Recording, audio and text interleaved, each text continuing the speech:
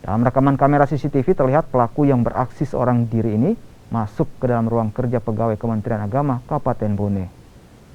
Pelaku dengan leluasa membuka laci lemari salah satu pegawai dan mengambil uang tunai 7 juta rupiah. Satuan Reskrim Polres Bone yang melakukan penyelidikan menduga pelaku beraksi seorang diri dan masuk setelah berhasil mencongkel jendela ruangan. Selain mengambil rekaman kamera CCTV, polisi juga mendapatkan sidik jari pelaku dan kini polisi mengejar pelaku yang identitasnya telah diketahui.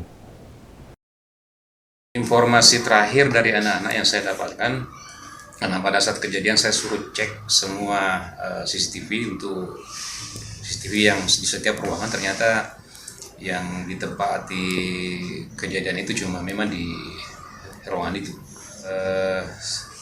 Yang hilang itu menurut informasi dari anak-anak yaitu yang di keuangan itu cuma uang.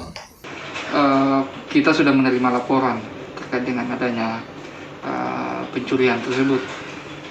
Terekam di CCTV, kemudian kita tindak lanjuti untuk mencari pelaku. Saat ini kita sudah melakukan olah TKP termasuk mengambil sidik jari ya, karena beberapa tempat saya lihat ada pelaku, bisa kita ambil sidik jari ini. Kemudian kita akan melakukan identifikasi terhadap siapa pelaku yang ada di CCTV tersebut.